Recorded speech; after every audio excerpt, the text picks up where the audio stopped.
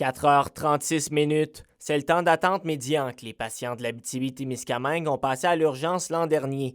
C'est une augmentation de 13 minutes par rapport à 2023. Et il faut noter quand même qu'il s'agit là d'un temps beaucoup plus rapide que la moyenne, que la médiane au Québec qui s'élève à 5h23. Donc on fait mieux, on est parmi les bonnes provinces, plutôt les bonnes régions, pardonnez-moi. Par contre, on voit quand même que ça augmente. L'hôpital de Rouyn-Noranda est celui en région où l'on attend le plus, soit plus de 6 heures. Tous les autres hôpitaux ont également vu une hausse du temps médian d'attente, sauf celui de Témiscamingue-Kippawa, qui affiche le troisième temps d'attente le moins long au Québec. Dans l'absolu, certes, on fait mieux, mais si on ne fait que regarder la région à travers le temps, l'augmentation du temps, il est alarmant. Il est alarmant et c'est pour cette raison notamment qu'on doit s'assurer de la réduire parce qu'encore une fois, ce sera les Abitibiens et les Témiscamiens qui vont en faire le prix. L'arrivée de la main-d'œuvre de l'extérieur, comme les infirmières d'équipe volante, a permis à la région d'éviter une augmentation plus importante. Je pense que ça vient aider la région davantage pour s'assurer d'avoir une main-d'œuvre qui vient soigner les Québécois et les Québécoises.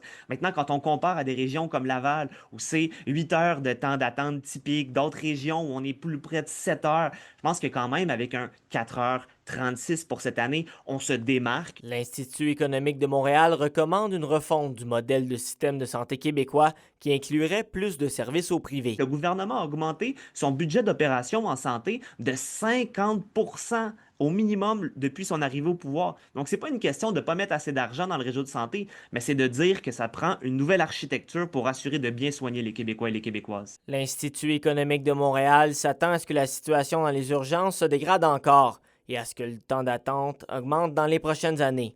Le CIS de l'Abitibi-Témiscamingue n'a pas répondu aux demandes d'entrevue. William Maillet, RNC Nouvelles.